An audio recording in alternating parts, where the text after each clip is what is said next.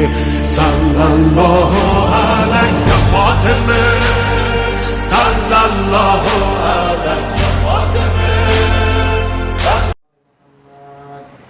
Bismillahirrahmanirrahim. An Jabir ibn Abdullah al-Ansari annahu qala Fatimah az-Zahra alayha salam bint Rasulillah sallallahu alayhi wa alihi قال سمعت فاطمة أنها قالت دخل علي برسول الله في بعض الأيام فقال السلام عليك يا فاطمة فقلت عليك السلام قال إني أجد في بطني ضعفا فقلت له أعوذك بالله يا عبد من الله فقال يا فاطمة ائتني بالكساء اليماني فغطيني به فأتيته بالكساء اليماني فغطيته به فصرت أنظر عليه فإذا وجهه يتلألأ كأنه البدر في ليلة تمامه وكماله. اللهم صل على محمد وآل محمد. فما كانت إلا ساعة بيضاء ببيض الحسن قد أقبل وقال السلام عليك يا أمه فقلت وعليك السلام يا قرة عيني وثمرة فؤادي فقال يا أمه إني أشم عندك رائحة طيبة كأنها رائحة جد رسول الله فقلت نعم إن جدك ذاك الكساء فأقبل حسننا والكساء وقال السلام عليك يا جد يا رسول الله أتظنون أن أدخل معك تحت الكساء فقال وعليك السلام يا ولدي ويا صاحب حوضي قد أضنت لك فدخل معه تحت الكساء فما كانت إلا ساعة بيضاء ببعد الحسين قد أقبل وقال السلام عليك يا أمه فقلت وعليك السلام يا ولدي ويا قرة عيني وثمرة فؤادي فقال لي يا أمه إني أشم عندك رائحة طيبة كأنها رائحة جد رسول الله صلى الله عليه وآله فقلت نعم إن جدك وأخاك تحت الكساء فدنا الحسين نحو الكساء وقال السلام عليك يا جداه السلام عليك يا من اختار الله أتظنون أن أكون معكم تحت الكساء فقال وعليك السلام يا ولدي ويا شافع أمتي قد أذنت لك فدخل معهم تحت الكساء فأقبل عند ذلك أبو الحسن علي بن أبي طالب فقال السلام عليك يا بنت رسول الله فقلت وعليك السلام يا أبا الحسن ويا أمير المؤمنين فقال يا فاطمة إني أشم عندك رائحة طيبة كأنها رائحة أخي بن عم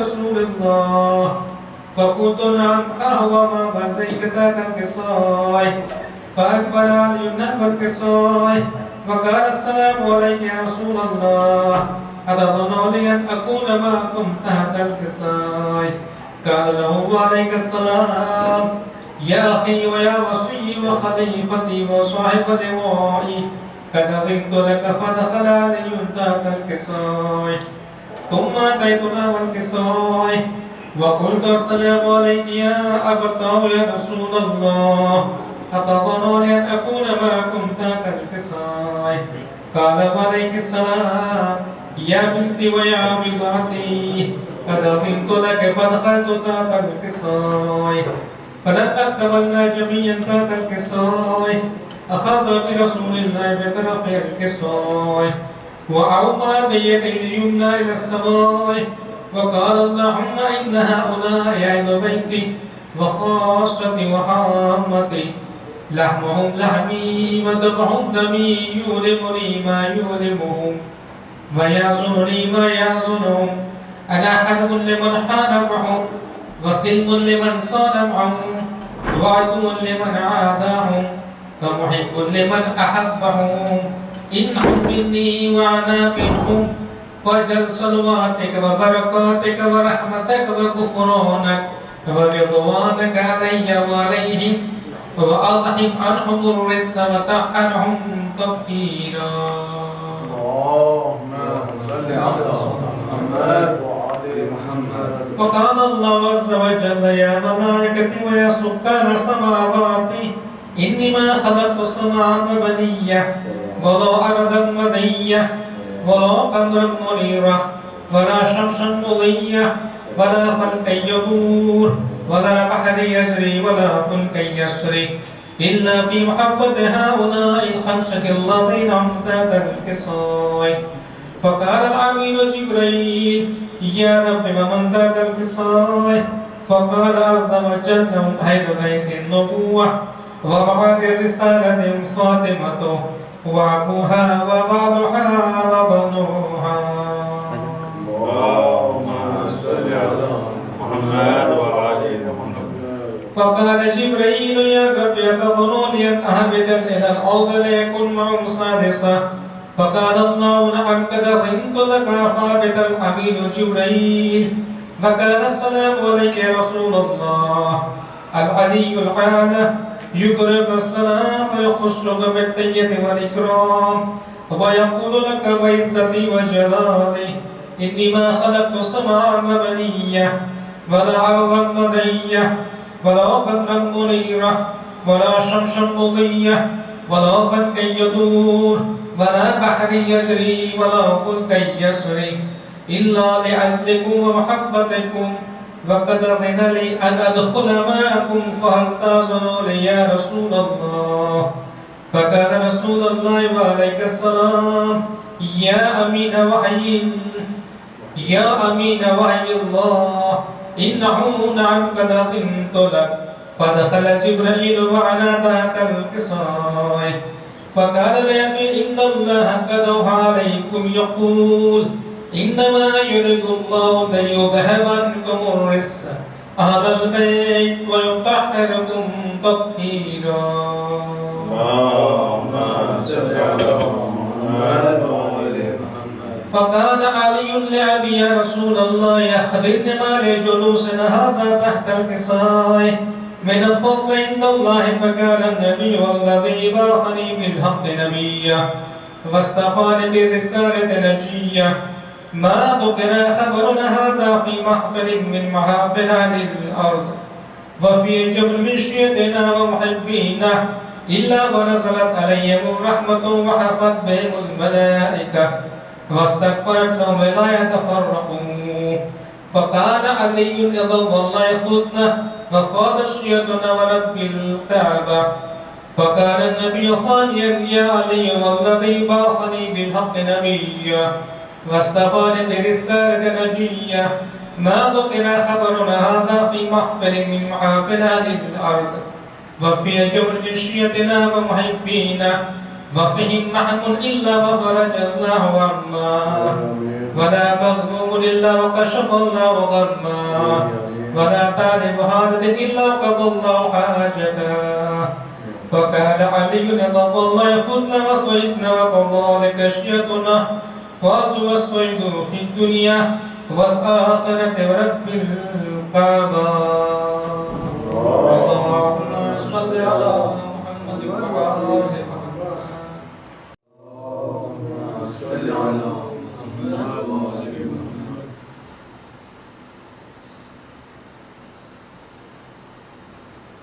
حضرت سے جدا ہو گیا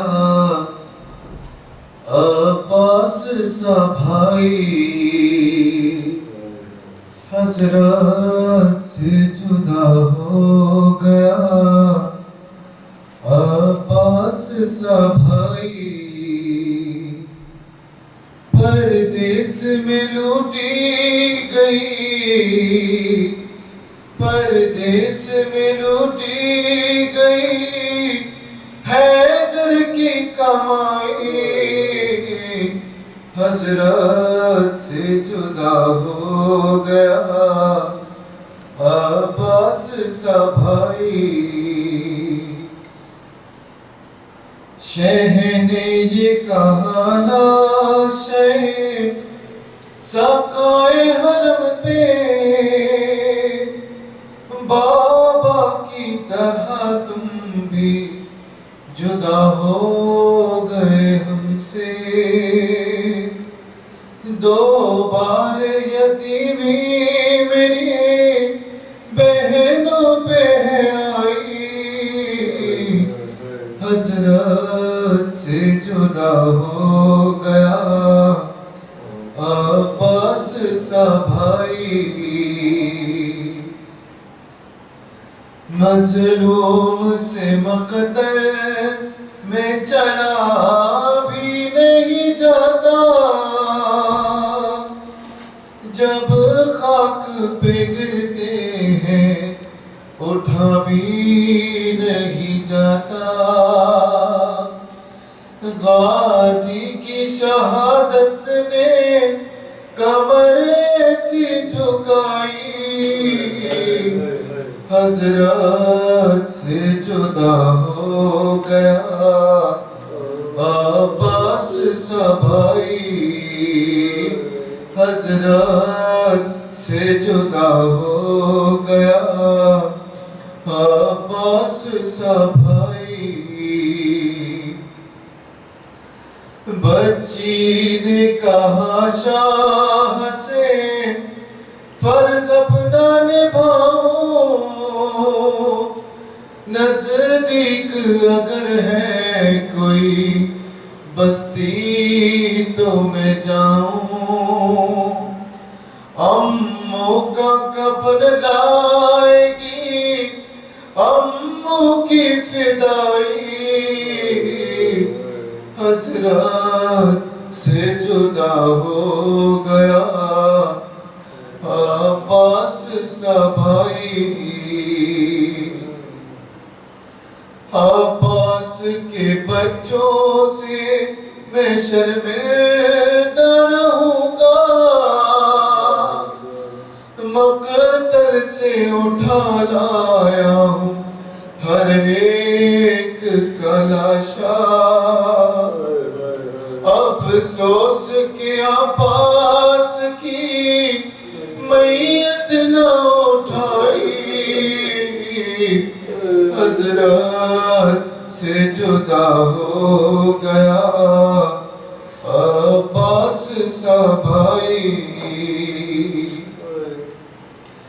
دریا بھی تڑپنے لگا یہ دیکھ کے منظر، یاد آنے لگا سینے ہم شکل پیمبر،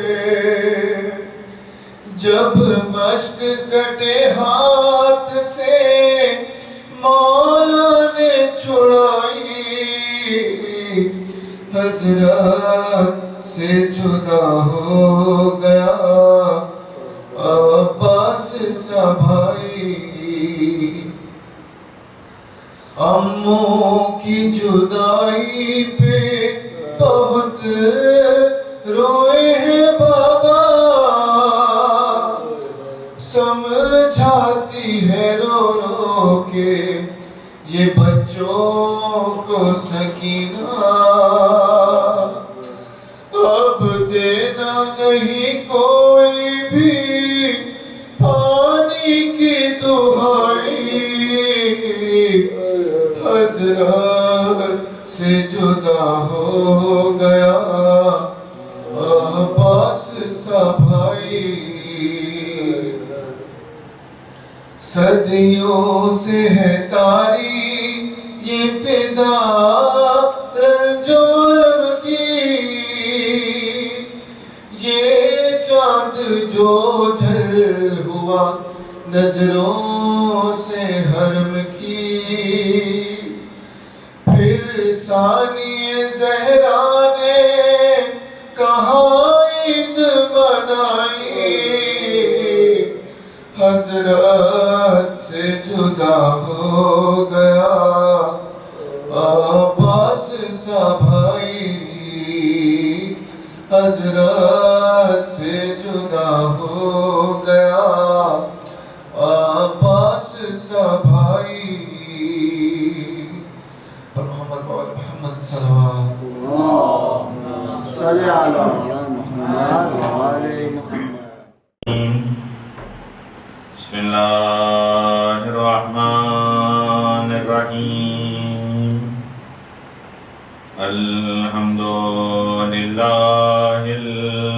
الحميد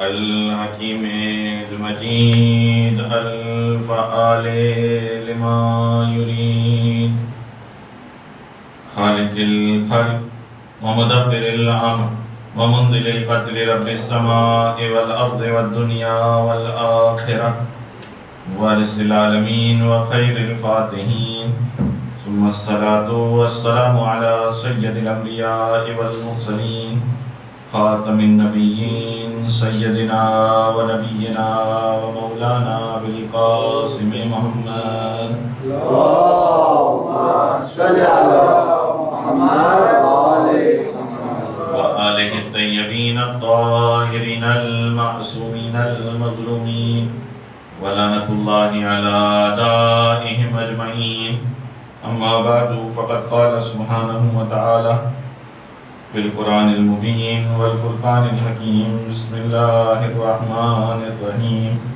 قل لا أسألكم عليه أجرا إلا المودة في القربى صلوات اللهم صل على محمد وآل محمد عشرہ مجالس کی ایک طرح سے یہ آج آخری مجلس ہے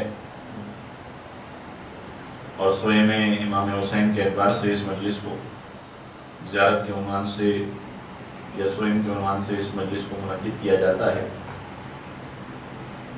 اور اس مجلس میں خاص طور پر اس اعتبار سے بہت اہمیت رکھتی ہے کہ عجیب بات یہ ہے کہ فرزند رسول اور ان کے چاہنے والوں کی لاشیں کربلا کے میدان میں پڑے رہے اور وہ ظالم اپنے نجس لاشوں کو اٹھا کر لے گئے۔ یقینی طور پر آج کی شب کے اعتبار سے انشاءاللہ ان مسائل کا تذکرہ بھی ہوگا، لیکن عمومی طور پر ایک مثال سے بات کا آغاز کرنا چاہتا ہوں۔ ہمارے یہاں پر بعض اوقات کچھ ایسی فیسلٹیز ہوتی ہیں کہ جس کو حاصل کرنے کے لیے ان فیسلٹیز کو ممبر بننا ضروری ہوتا ہے۔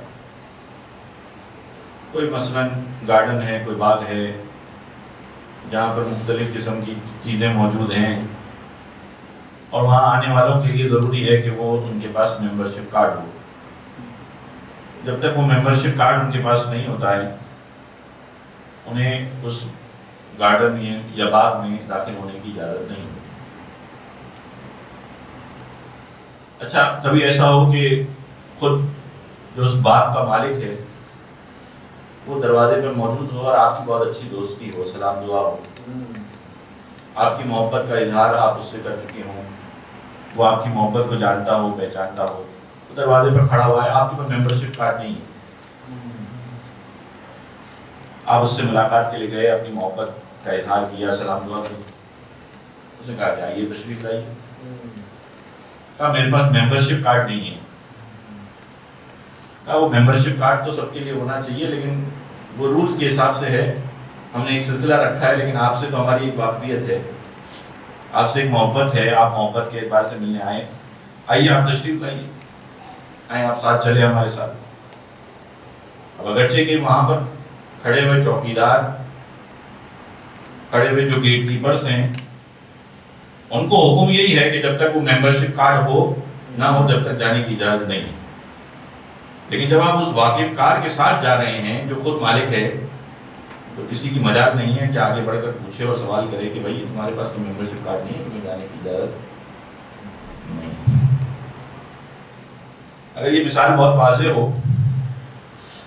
تو اس اشرے کا خلاصہ یہی ہے جو میں نے آپ کے سامنے پیش کیا۔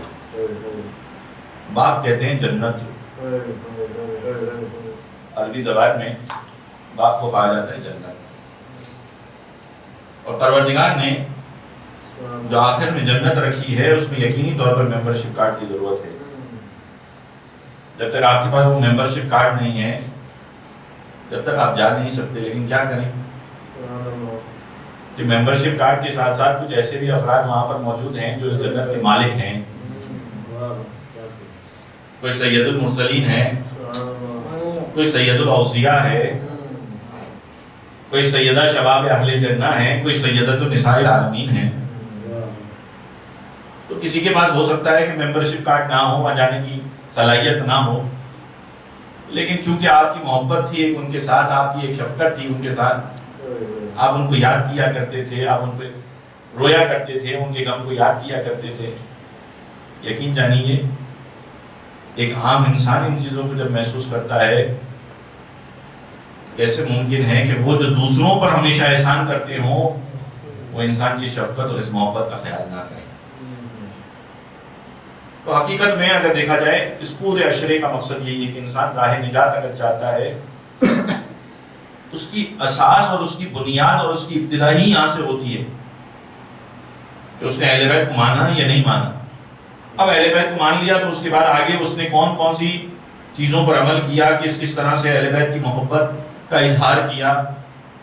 کہا کہ وہ تھے کہ جو نماز پڑھنے والے تھے، تو انسان نے کہا کہ وہ مجھے ان سے محبت ہے، وہ نماز پڑھنے والے تھے، نماز کا حکم دینے والے تھے، میں نے ان کی وجہ سے ان کی محبت میں نماز کو پڑھا.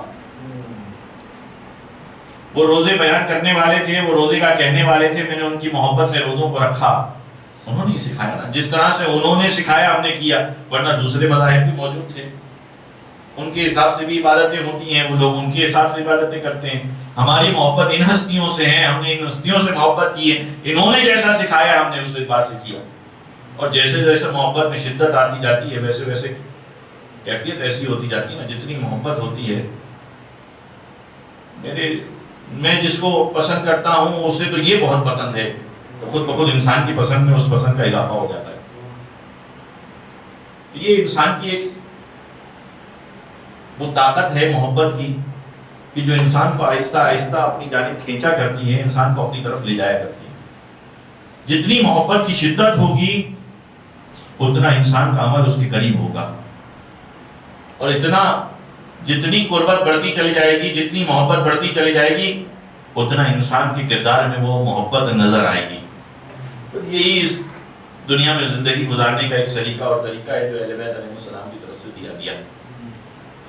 اور جنہوں نے اس راستے کو چھوڑ دیا، آپ یہ دیکھیے کہ روایت میں بیان ہوتا ہے، اللہ کے رسول فرماتے ہیں الا ومن مات علی حب آل محمد مات شہیدا. وہ تو اللہ کے رسول کے فرزند کے ساتھ مل کر شہید ہوئے، ان کی بات تھوڑی ہو رہی ہے.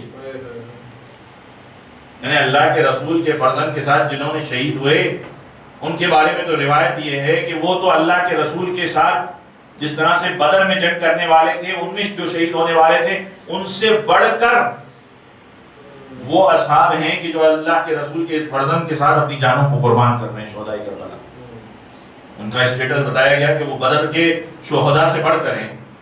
اور کیسے نہ ہو، بدر کے شہداء کے لیے آپ یہ جملے نہیں کہتے جو آپ شہداء کربلا کے لیے کہتے ہیں کہ بی ابی انت و امی. اور یہ آپ نہیں کہہ رہے خالی، یہ آپ کو سکھایا جا رہا ہے چھٹے امام کی طرف سے. جب زیارت میں یہ کہا جا رہا ہے کہ تم کہو بی ابی انت و امی، یا میرے ماں باپ آپ پر قربان ہو جائیں اے شہداء کربلا. بی ابی انتم و امی طبتم وطابت الارض التي فيها دفنتم وفزتم فوزا عظیما. اور یہ وجہ ہے کہ یہ کہا گیا کہ اپنے آپ کو کوشش کرو کہ ان کے ساتھ ملاؤ، اور کہا گیا کہ کہو کہ فَيَا لَيْتَنِي كُنْتُ مَعَكُمْ فَأَفُوزَ فَوْزًا عَظِيمًا. جب تم اس محبت کو اپنے دل میں رکھو گے تو اگرچہ تم ان کے ساتھ شریک نہیں تھے، اللہ کے رسول کہنے لیکن وَمَنْ مَاتَ عَلَىٰ حُبِّ آلِ محمد، کیونکہ تمہارے دل میں آل محمد کی محبت ہے، مات شہیدہ، اس دنیا سے نہیں جا رہے ہو مگر یہ کہ شہادت کا رتبہ اپنے ساتھ لے کے جا رہے ہو. الا ومن مات علی حب آل محمد مات مغفورا. تم حب آل محمد کے ساتھ جا رہے ہو، گناہوں کے ساتھ نہیں جا رہے ہو. مغفورا، اللہ تعالیٰ تمہارے گناہوں کو معاف کر رہا ہے کیونکہ تم اہل بیت کی محبت کے ساتھ رکھے ہو. الا ومن مات علی حب آل محمد مات تائبا. یاد رکھو. اچھا، یہ حدیث وہ حدیث ہے جسے تفسیر کبیر میں جریر ابن عبداللہ بجلی سے روایت کی گئی ہے، ثعلبی نے روایت کی ہے. تفسیر ثعلبی یہ ہماری کتاب میں نہیں ہے. بیان کرنے کا مقصد ہے کہ اتنی واضح حدیث ہے کہ جسے دوسری کتابوں میں بھی نقل کیا جا رہا ہے. کہا کہ جو الا ومن مات علی حب آل محمد مات تائبا، ایک صورت مغفورہ اللہ نے ایسے ہی معاف کر دیا، ایک ہے تائبہ توبہ کے ساتھ جائے گا دنیا سے۔ پھر فرمایا الا ومن مات علی حب آل محمد مات مؤمنا مستقبل الایمان، آگاہ رہو کہ جو آل محمد کی محبت میں دنیا سے گیا، ماتا مؤمنا مومن ہوگا، مستقبل الایمان اس کا ایمان کامل ہوگا۔ الا ومن مات علی حب آل محمد بشرہ ملک الموت بالجنہ، بشارت دیں گے اسے، کہیں گے ملک الموت، کیا ملک الموت کہیں گے پہلے سے بتا دیا جائے گا، تو نے آل محمد کی محبت میں زندگی گزاری، تیرے لیے جنت لکھ دی گئی ہے۔ ثم منکر و نکیر، منکر نکیر اسے بشارت دیں گے۔ الا ومن مات علی حب آل محمد یضف الی الجنہ کما تضف العروس الی بیت زوجها، مثال دی جا رہی ہے کہ جب خاتون کو اس کے شوہر کے گھر پہلی مرتبہ لے جایا جا رہا ہوتا ہے تو کس طرح سے دلہن کو تیار کیا جاتا ہے، جنت اس مومن کے لیے، اس آنے والے کے لیے اسی طرح تیاری کرے گی جس طرح سے ایک دلہن کو تیار کیا جاتا ہے جب وہ اپنے شوہر کے پاس جا رہی ہے۔ اور پھر الا ومن مات علی حب آل محمد فتح له فی قبرہ بابان الی الجنہ، قبر میں اللہ تعالیٰ اس کے لیے 2 دروازے کھول دے گا۔ اب جنت کا معاملہ دور ہے، جنت کا معاملہ جب دور ہے تو انسان پہلے قبر میں رہے گا، قبر کے بعد وہ حصہ ہے جسے کہا جاتا ہے برزخ، اور برزخ کے بعد پھر وہ سلسلہ ہوگا کہ جب قیامت برپا ہو جائے گی، اٹھایا جائے گا، مبعوث ہوگا انسان، دوبارہ اٹھایا جائے گا، بلایا جائے گا، جب بلایا جائے گا تو اس کے بعد سوال کیا جائے گا۔ ایک کچھ سٹیپس ہیں، کہا قبر کی کیا کیفیت ہے، کہا قبر میں 2 دروازے کھل جائیں گے، اور وہ دروازے کون سے ہوں گے، کہا وہ دروازے ایسے راستے ہوں گے جو جنت کی طرف جاتے ہوں گے۔ لیکن یاد رکھیے جہاں یہ روایت موجود ہیں وہاں کچھ اور روایات بھی موجود ہیں، ان میں سب سے سخت ترین روایت جو بیان کی جاتی ہے وہ یہ، آنے والا آ کر طنز بھی کرتا ہے، وہ روایتیں بھی موجود ہیں، جب اہل بیت کے پاس آ کر طنز کرتا ہے، آپ کے چاہنے والے ہیں فلاں گناہ کر رہے ہیں، آپ کے چاہنے والے ہیں ہم نے دیکھا تھا وہ شراب پیتے ہیں، نعوذ باللہ نعوذ باللہ نعوذ باللہ، آپ کے چاہنے والے ہیں فلاں فلاں وہ فلاں گناہ کرتے ہیں۔ راوی نے جملہ لکھا، امام کے چہرے پر پسینے آ کے آثار تھے، سخت ہے، امام کا چاہنے والا اور یہ کام کر رہا ہے،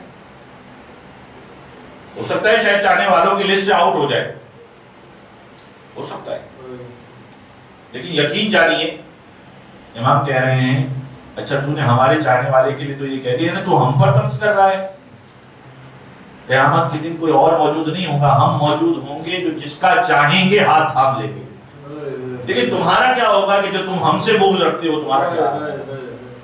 ہاں، لیکن اپنے چاہنے والوں کو اس حوالے سے بہت خبردار کیا گیا، اور وہ ہے کہ انسان کی قبر کا معاملہ اور انسان کی جو برزخ کا معاملہ ہے، برزخ کہتے ہیں وہ لمحہ کہ جو انسان قبر سے لے کر قیامت کے میدان کے اٹھنے تک اٹھائے گا۔ ہاں، مومن کے لیے اگر کوئی سخت ترین زمانہ لکھا گیا ہے تو وہ یہ زمانہ ہے، اگر اس نے اپنے گناہوں کی، تاکہ اس دنیا میں سب سے زیادہ آزمائش مومنین کی ہے، کہا کیا کیوں آزمائش ہو رہی ہے، کہا اس لیے کہ پروردگار یہ چاہتا ہے کہ جب یہ قبر میں جائیں تو قبر میں پاک و پاکیزہ ہو جائیں، ان کے گناہوں کا مسئلہ یعنی آزمائشوں کے ذریعے حل ہو جائے، یعنی آپ کی محبت ہے، یہ جو انسان آزمائش سہ رہا ہے یہ پروردگار کی آپ سے وہ محبت ہے کہ پروردگار چاہتا ہے کہ جب میری خدمت میں آئے، میرے پاس آئے تو اس عالم میں آئے کہ بہت پاک و پاکیزہ ہو، لیکن نہ انسان نے آزمائش کا خیال کیا، نہ اپنے آپ کو گناہوں سے دور کیا، اور نتیجہ یہ نکلا کہ جب قبر میں گیا تو اب اعمال اس کے بہت برے ہیں، پھر بھی پروردگار یہ چاہتا ہے کہ اس کو قبر میں عذاب دے دیا جائے، آگے کا معاملہ پھر اس کے لیے آسانی ہو جائے، اس کے گناہوں کو قبر کے عذاب کے ذریعے دھو دیا جائے، اور پھر آگے معاملہ یہ آتا ہے کہ نہیں اگر قبر کی صورتحال بھی ایسی ہے، حالات ایسے واقعی بہت برا بار ہے، تو کہا گیا کہ اب یہ قبر سے لے کر قیامت تک جب رہے گا تو اس کی جو برزخ ہوگی وہ بہت خطرناک ہوگی۔ پھر ایسے اعمال بتائے گئے کہ انسان اپنی برزخ کو کیسے سنوار سکتا ہے، اپنی قبر کو کیسے سنوار سکتا ہے۔ ظاہر ہے جب ان اعمال کو انجام دے گا تو وہ دوسرے اور بھی بہت سے اعمال کو انجام دے گا کہ جس کی بنیاد پر انشاءاللہ اس کی، لیکن یاد رکھیے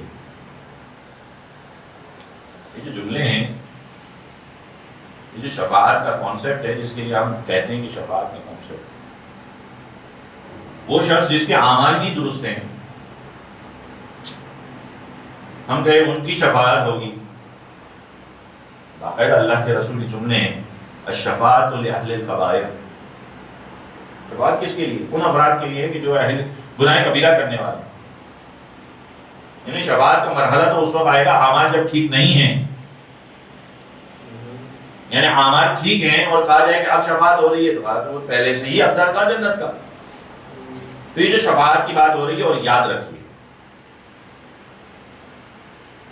عجیب جملے ہیں اللہ کے رسول کے حوالے سے، شفاعت کے اعتبار سے ان جملوں کو سن لیجئے، میں اپنی بات کو تقریباً مکمل کر چکا ہوں۔ ایک شخص آیا، غالباً چھٹے امام کی بات ہو رہی ہے، مجھے بہرحال یہ یاد نہیں رہا ایگزیکٹلی کہ کون سے امام کے حوالے سے بات ذکر ہو رہی ہے، لیکن ایک روایت اور بھی ہے، چلے وہ بھی آپ کے سامنے پڑھ دیتا ہوں۔ اگر تمہیں نہ پتہ چلے کہ ہم معصومین میں سے کس نے کہا، ہم معصومین میں سے کس نے کہا تمہیں نہیں معلوم ہو، بس اتنا ہی لیکن یقین ہے کہ معصومین نے کہا ہے، تو یہ سمجھو کہ اللہ کے رسول نے کہا۔ دوسرے الفاظ میں مجھے کہنے نہیں دیجیے کہ یہ جو علم ہے، علم اہل بیت، یہ اللہ کے رسول کی طرف سے آ رہا ہے، جو کچھ معصومین کہہ رہے ہیں اللہ کے رسول کی جانب سے کہہ رہے ہیں، یہ وہ سلسلہ ہے۔ اور دوسرے الفاظ میں یہ بھی کہہ دینے دیجیے کہ اگر یہ کہنا غلط نہ ہوگا اولنا محمد، اوسطنا محمد و آخرنا محمد، ہمارا پہلا بھی محمد ہے، درمیانہ بھی محمد ہے، آخر بھی محمد۔ ایک درود تو پڑھ دیجیے ذرا اللہم صلی علی محمد و آل محمد۔ آئے امام کے پاس سوال کیا، مولا سب سے زیادہ جو دلوں کو لگنے والی، انسان کا دل خوش ہو جائے، پروردگار کی جانب سے کوئی ایسی رحمت کا تذکرہ ہو، کون سی ایسی آیت ہے جسے سن کر انسان کا دل باغ باغ ہو جاتا ہے، خوش ہو جاتا ہے انسان؟ کتنی رحمت کا تذکرہ ہے پروردگار کی طرف سے؟ سامنے والا سوال کر رہا ہے، امام جواب دیتے ہیں کہ اچھا پہلے یہ بتا کہ تیری نگاہ میں کوئی ایسی آیت ہے؟ تیری نگاہ میں کوئی ایسی آیت ہے کہ مجھے تو نہیں معلوم، لیکن لوگ کہتے ہیں کہ پروردگار کی آیت ہے۔ کون سی آیت ہے؟ قل یا عبادی الذین اسرفوا علی انفسہم لا تقنطوا من رحمت اللہ، قل کہہ دو اے حبیب، یا عبادی الذین، اے میرے بندوں، کون سے بندوں؟ الذین اسرفوا علی انفسہم، جنہوں نے اپنی ہی ذات پر ظلم کیا، یعنی گناہ کیا۔ گناہ کرتا ہے انسان، پروردگار کو کوئی نقصان نہیں پہنچاتا، انسان اپنی ہی ذات کو نقصان پہنچاتا ہے۔ اسرفوا علی انفسہم، اپنی ہی ذات کو نقصان پہنچایا۔ لا تقنطوا من رحمت اللہ،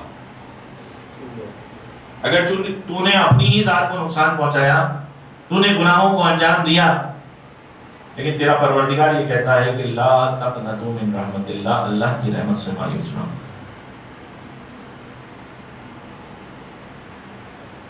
لا تقنطوا من رحمت اللہ، اے میرے بندے۔ اچھا اب بات کرنے کا انداز دیکھیے، قل یا عبادی، اے میرے بندے،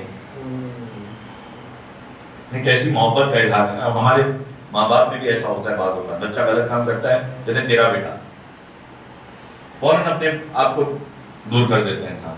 یہ ہوتا ہے بات کرنے میں، آپ دیکھیے کبھی کوئی بچہ کوئی غلط کام کر رہا ہوتا ہے، ماں باپ بیٹھے ہوئے ہیں تو باپ مثلا ماں سے اگر کہے دیکھو آپ کا بیٹا کیا کر رہا ہے، یہ نہیں کہے گا اپنا بیٹا ہے، اپنا بیٹا، لیکن کہے گا دیکھو تمہارا بیٹا کیا کر رہا ہے۔ یا مثلا برعکس بھی ہو، ماں کہہ دے باپ سے کہ آپ کا بیٹا یہ کر رہا ہے، یا باپ کہہ دے ماں سے تیرا بیٹا یہ کر رہا ہے، تو یہ کیفیت ہوتی ہے کہ فوراً اپنے آپ کو بچا لیا جاتا ہے کہ غلط کام کر رہا ہے، یہ میرا نہیں ہے، یہ میری طرف سے نہیں ہے۔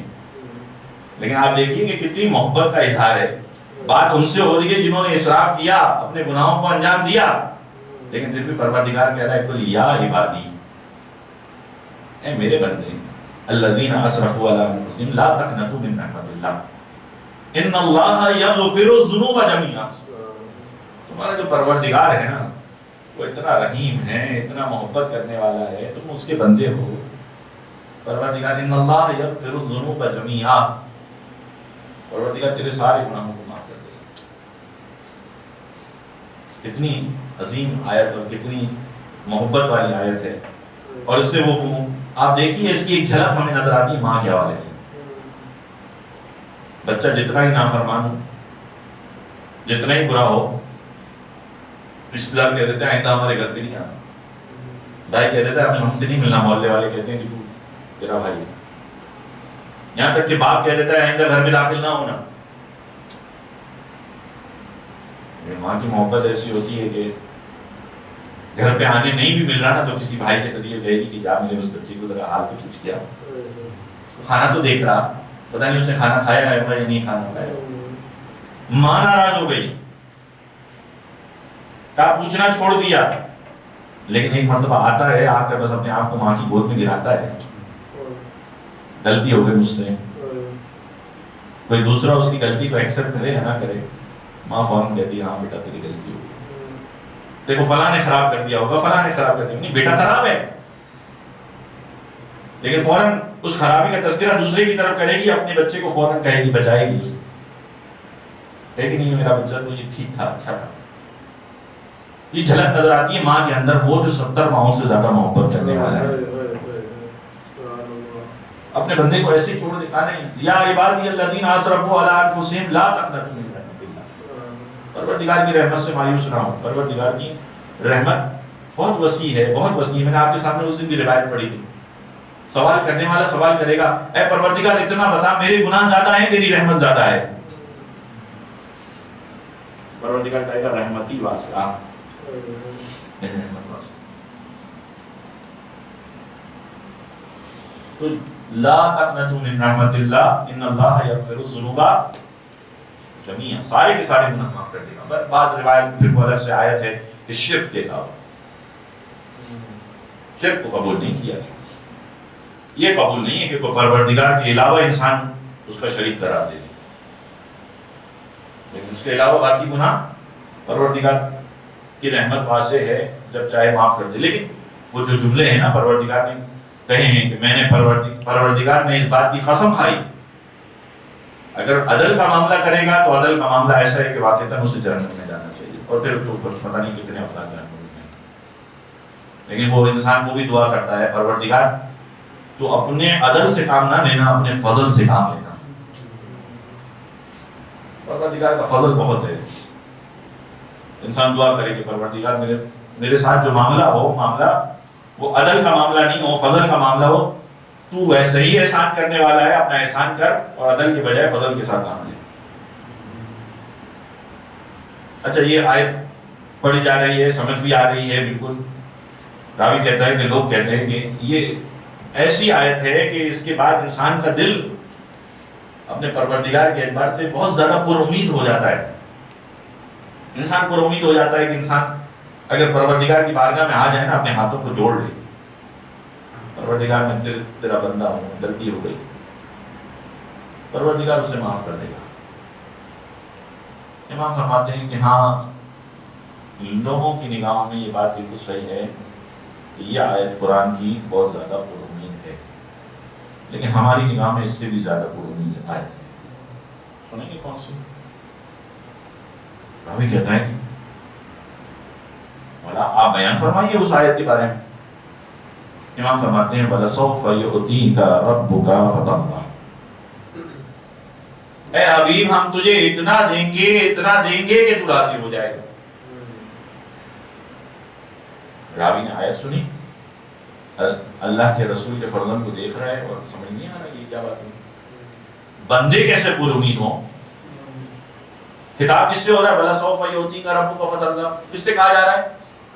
اللہ کے رسول سے کہا جا رہا ہے اے حبیب ہم آپ کو اتنا دیں گے آپ راضی ہو جائیں گے.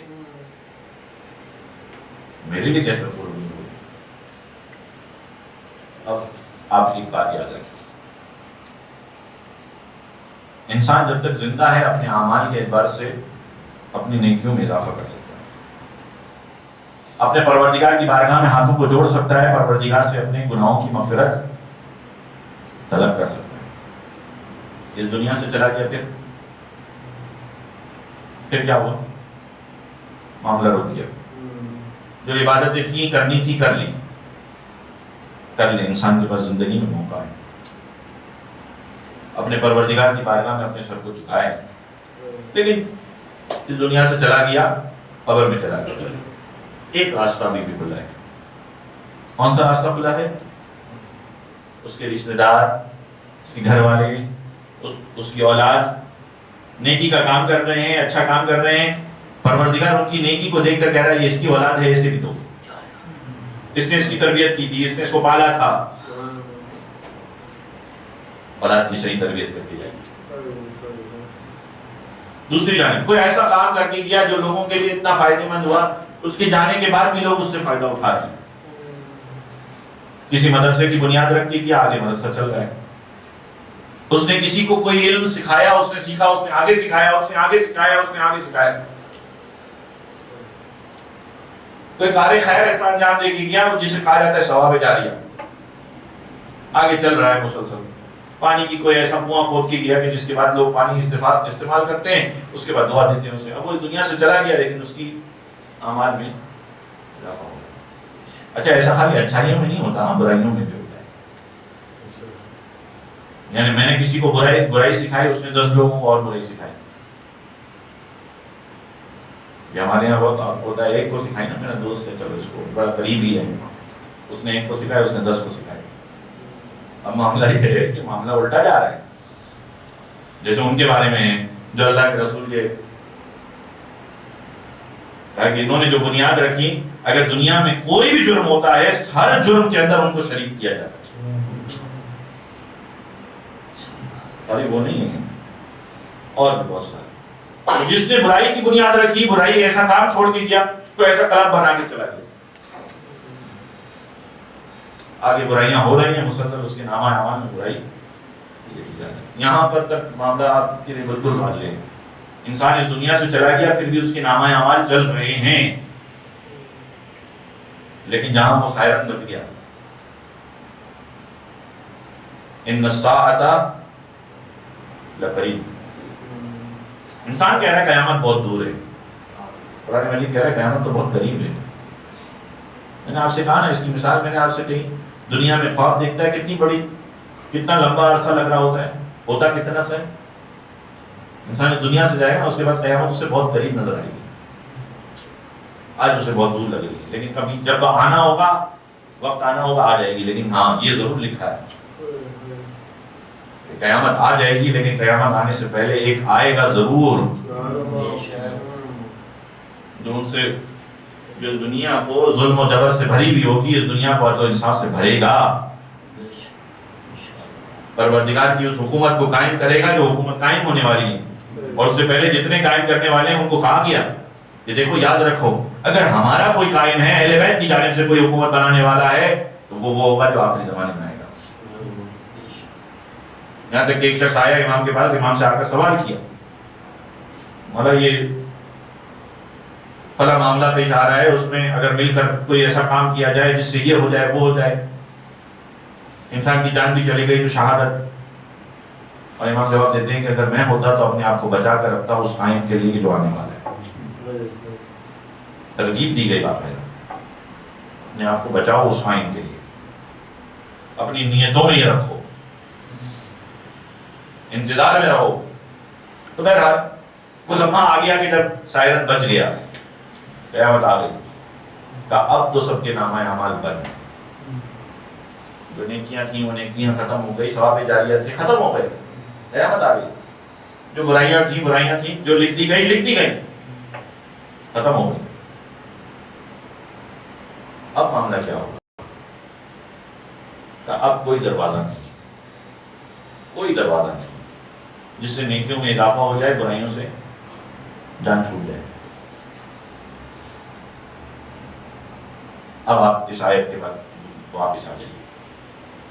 راوی کہتا ہے جب میں نے امام سے پوچھا کہ مولا وہ کون سی آیت ہے جو زیادہ امید والی ہے، امام نے فرمایا وَلَسَوْفَ يُعْطِيكَ رَبُّكَ فَتَرْضَىٰ۔ راوی امام کی جانب دیکھ رہے ہیں، سمجھ نہیں آ رہی بات، یہ تو اللہ کے رسول سے کتاب ہے دوسرے الفاظ میں، اس سے عام لوگوں کے حوالے سے عام لوگوں کو کیسے امید پیدا ہو رہی ہے؟ امام نے جب اس کی طرف دیکھا نا تو ایک مرتبہ کہا الشفاء الشفاء الشفاء،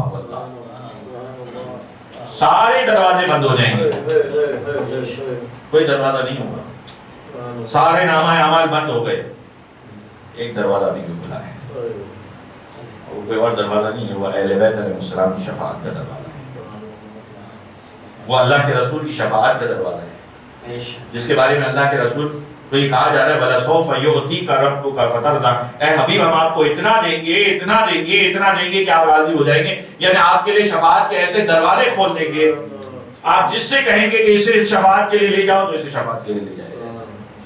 یہاں تک کہ وہ روایت بھی موجود ہے، میرے پاس وقت نہیں ہے مجھے یہ ساری روایت، اتفاق ایسا ہو رہا ہے کہ یہ موضوع آ گیا تو ساتھ ساتھ ہی آ رہا ہے، یہاں تک کہ آدم سے لے کے خاتم تک جتنے ہوں گے نا، ہر نبی کی امت والے ہر نبی کے پاس جائیں گے اور ہر نبی یہ کہے گا کہ ہم سے فلاں ترک والا ہو گیا تھا، ہم اپنے پروردگار کی خدمت میں کیسے کہیں۔ یہاں تک کہ ہر امت والے ایک مرتبہ محمد کے دروازے پر آئیں گے، یہ روایت، اور کہیں گے کہ اللہ کے رسول آپ ہی ہیں جو شفاعت کر سکتے ہیں، آپ ہماری شفاعت، وہ شفاعت کا دروازہ کھلا ہے۔ لیکن یاد رکھیے یہ جو شفاعت کا دروازہ کھلا ہے یہ واقعتاً آپ کے دل کا خلوص چاہتا ہے، آپ کی محبت کو مانگتا ہے۔ میں نے آپ سے بالکل ابتدا میں ایک آیت کو پڑھا تھا شاعر اللہ کے حوالے سے، جتنا آپ کے دل میں ان ہستیوں کا احترام ہے، جتنی تعظیم ہے، وَمَن يُعَظِّمْ شَعَائِرَ اللَّهِ فَإِنَّهَا مِن تَقْوَى الْقُلُوبِ، جتنا احترام اور تعظیم ہے اتنا تمہارے دلوں کے تقوی کی طرف اشارہ ہے۔ اب یہ تمہارے اوپر ہے، انسان کے اوپر ہے کہ کتنا اس راستے پہ چلتا ہے۔ بہرحال بات بہت طویل ہو گئی، ایک درود پڑھ دیں محمد و آل محمد۔ اللہم صلی علی محمد و آل محمد۔ روایت الا ومن مات علی حب آل محمد فتح له فی قبرہ بابان الی الجنہ، دو دروازے کھل جائیں گے۔ الا ومن مات علی حب آل محمد جعل اللہ قبرہ مزار ملائکۃ الرحمہ، اللہ تعالیٰ اس کی قبر کو ملائکہ رحمت کی لیے مزار قرار دے گا، یعنی وہ آئیں گے اس کی قبر کے پاس آ کر اس کی زیارت کریں گے۔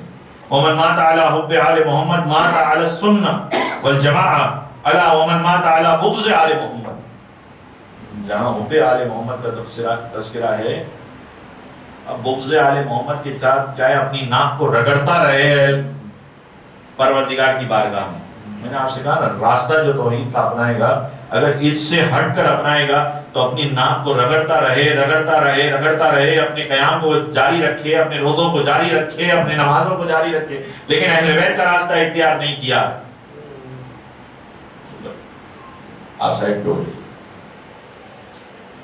اور جو بغض رکھتا ہو، من مات علی بغض آل محمد مات کافرا، من مات علی بغض آل محمد جاء القیام مکتوبا بین عینیہ، اس کے پر لکھ دیا جائے گا، اس کی دونوں آنکھوں کے درمیان یہ بغض آل محمد رکھنے والا ہے، اس کے اوپر لکھ دیا جائے گا آیس من رحمت اللہ، یہ اللہ کی رحمت سے مایوس ہے، اس کے اوپر اللہ کی رحمت نہیں آئے گی۔ یعنی ساری بچت تو رحمت کے ذریعے ہونی تھی نا، سارا معاملہ تو یہ ہونا تھا کہ انسان کہتا ہے پروردگار تیرے فضل کا معاملہ چاہتا ہوں، تیری رحمت کا معاملہ چاہتا ہوں، اس کے اوپر تو یہ لکھا ہوا ہوگا آیس من رحمت اللہ۔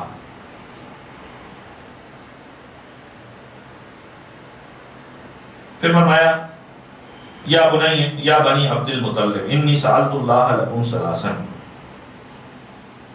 بلکہ اس روایت کو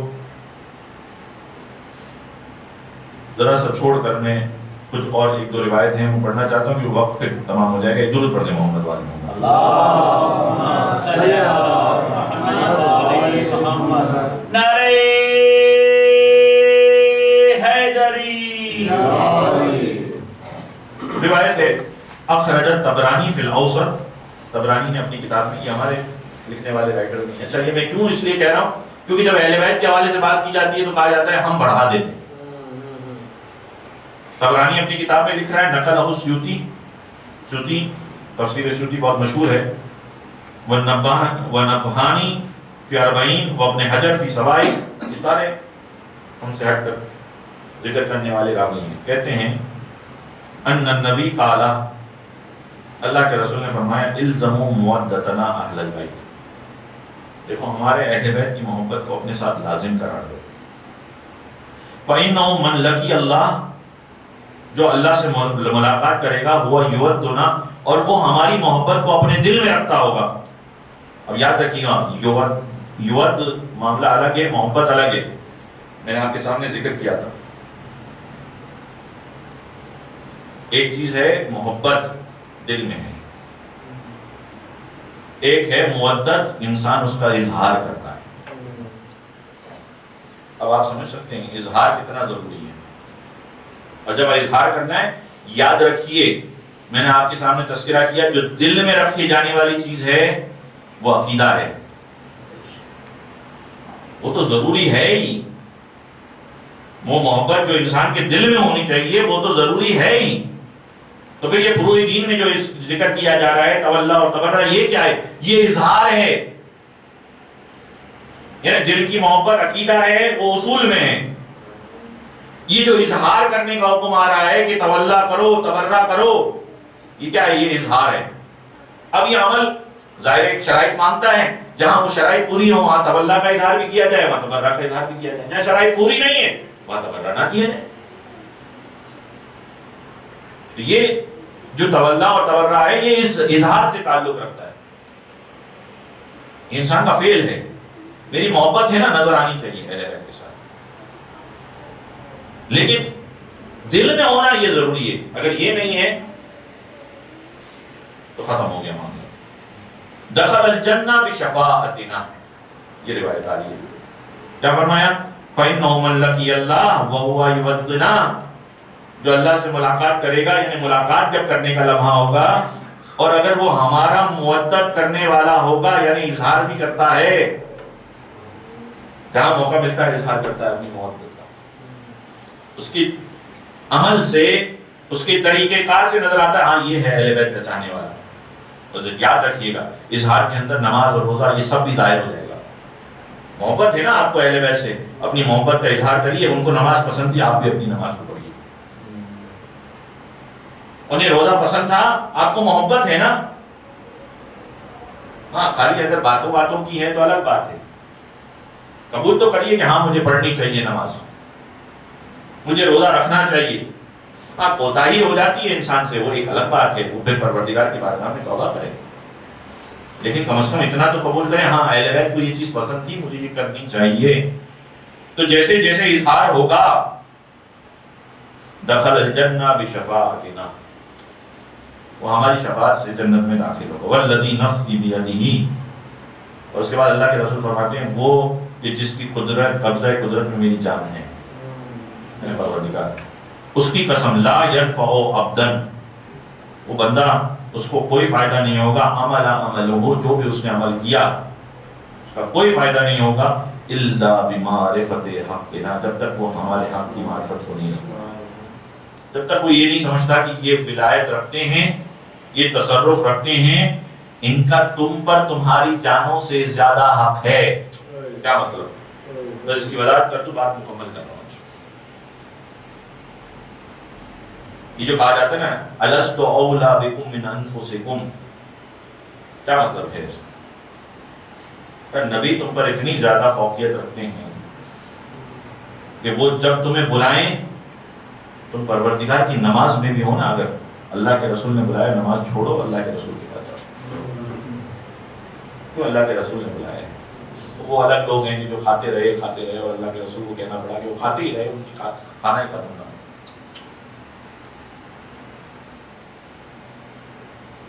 اللہ کے رسول نے بلا دیا الست اولا بکم من انفسکم، کیا میں تم پر وہ اولویت نہیں رکھتا؟ کیا مطلب؟ کون سی اولویت نہیں رکھتا؟ یعنی تمہارے نفسوں سے زیادہ تمہارے نبی پر تمہارا تصرف ہے. تم اپنے نفس پر تصرف رکھتے ہو، یہاں جانا چاہو یہاں جاؤ، یہاں جانا چاہو یہاں جاؤ، لیکن تمہارے نفسوں سے زیادہ تصرف تمہارا نبی کا ہے. تمہارا دل چاہ رہا ہے یہ کرو، لیکن تمہارے نبی نے کہا یہ کرو، تو تمہارے نفس سے زیادہ تصرف کس کا ہو گیا؟ اللہ کے رسول فرمانے الست اولیٰ بکم من انفسکم، کیا میں تمہارے نفسوں سے زیادہ تم پر تصرف نہیں رکھتا ہوں؟ کہا کہ ہاں اے اللہ کے رسول آپ رکھتے ہیں. اس کے بعد اللہ کا رسول فرمانے من کنت مولا فہذا علی مولا، جس طرح میں تمہارے نفسوں پر تصرف رکھتا ہوں، میں تمہارا مولا اور آقا ہوں، فہذا علی مولا، دیکھو یہ علی جس کو کندھے پر اٹھایا ہوا ہے، ہاتھوں کو ظاہر کر کے دکھا رہے ہیں، یہ علی ہے جس کا میں مولا ہوں، اس کا یہ علی مولا ہے. درود پڑھتے محمد اللہم صلی علی محمد وآل محمد. اب اس کا مطلب یہ ہے کہ علی بھی وہی تصرف رکھتے ہیں. اگر تمہاری کوئی نماز تم پڑھ رہے ہو، علی نے بلا لیا، کہو میں تو اللہ کی عبادت کر رہا ہوں، اللہ کی عبادت بعد میں کرنا، ابھی جس نے بلایا ہے وہ تمہارے نفس سے زیادہ تم پر تصرف رکھتا ہے. یہ جو انسان یہ مان رہا ہے اس کو کہا جاتا ہے ولایت. یہ جو انسان کہتا ہے کہ مولا سے مراد، یقین جانیے ہم نہیں کہتے، یہ ہمارے مخالفین کہتے ہیں کہ مولا سے مراد ہے محبت، کہ جو مجھ سے محبت کرتا ہے وہ علی سے محبت کرے، جو مجھے دوست رکھتا ہے وہ علی سے دوستی رکھے. نہیں، ہم یہ نہیں کہہ رہے. ہم تو یہ کہہ رہے ہیں جس طرح اللہ کے رسول ہم پر تصرف رکھتے تھے ویسے علی ہم پر تصرف رکھتے ہیں. یعنی جس طرح سے اللہ کے رسول مولا تھے، حاکم تھے، ویسے علی حاکم ہے. ویسے علی کے بعد حسن حاکم ہے، حسن کے بعد حسین حاکم ہے، آگے سلسلہ چل رہا ہے. اور جب ان کی حکومت ہے میرے نفسوں پر، تو اگر انہوں نے حکم دے دیا جان کٹنی ہے تو اپنی جان کو ہٹا دیں گے. یہ ہے ایمان. اور پھر جیسے جیسے ایمان کی ترقی ہوتی جائے انسان اس اعتبار سے انسان قربت حاصل کرتا چلا جاتا ہے. بس یہ خلاصہ ہے راہ نجات کا. اگر آپ نے اس راہ نجات کو اختیار کر لیا،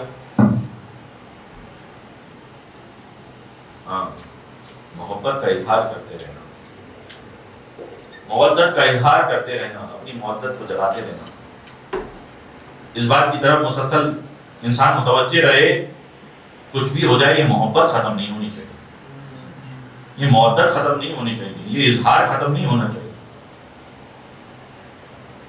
آج 12 محرم کی شب آ گئی. آپ کی محبت کا تقاضا یہ ہے کہ آپ اس پر گریہ کریں. کچھ روایت آپ کے سامنے پڑھنا چاہتا تھا، مختصر کرتا ہوں.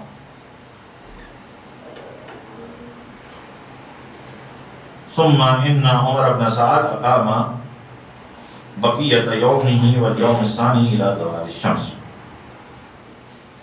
عاشور کا دن رہا عمر سعد، اور اس کا اگلا دن یعنی 11 محرم اس نے زوال شمس تک، یعنی جب تک سورج غروب نہیں ہوا، جب تک زوال شروع نہیں ہوا، ظہر کا وقت شروع نہ ہوا، جب تک وہ وہاں رہا.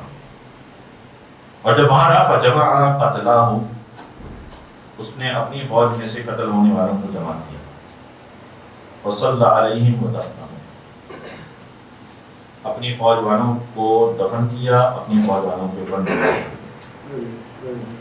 وترک الحسین واصحابہ منبوذین بالعراق، اور حسین اور ان کے ساتھ شریک ہونے والے اصحاب کو اسی تپتے ریتی پر اس طرح سے چھوڑ دیا کہ لباس موجود نہ تھے.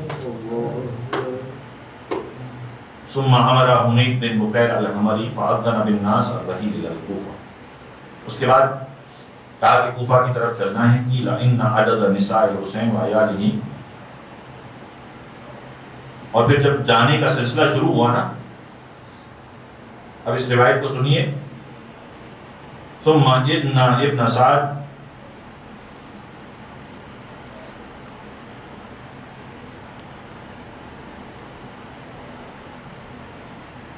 دخلت بنت